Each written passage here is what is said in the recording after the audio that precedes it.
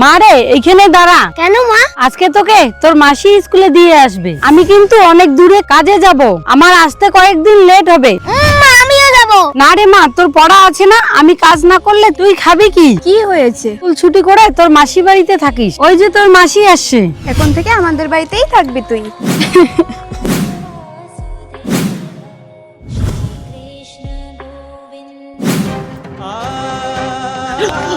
বোন,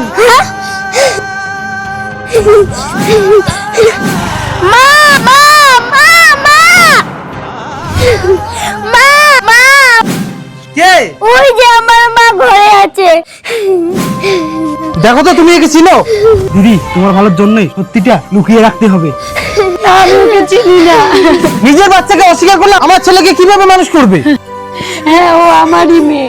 আমি ওর সুখের জন্য ওকে মাসির বাড়িতে দিয়ে এসেছি। বাবা ঠিক আছে, আজকে থেকে তাহলে এটা আমার বোন। ঠিক আছে, শোনো আমি কাজে যাচ্ছি, আর বাড়িতে তোরা ভালো করে থাকিস রে। 100 টাকা দিলাম, খেয়ে নিস কিছু। বাবা আমাকেও পয়সা দাও না। চুপ, কে তোর বাবা? আমি কোনো তোর বাবা নই। যত সব সৎ ছেলে মেয়ে কোথাকার। দাদা তোর এখান থেকে দে না রে। মা তোমার এই মেয়েকে বাধা করো। চুপ রে মা, আমি কাজ করে সব তোকে নিয়ে দেবো। সন্তু, বাবা কি এনেছে আমার জন্য? তোর জন্য না, এটা আমার ছেলের জন্য এনেছি। সৎ মেয়ে।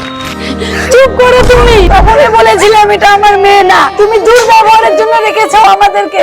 ও এখন আমাদের প্রয়োজন নেই, চলে গেলাম আমরা।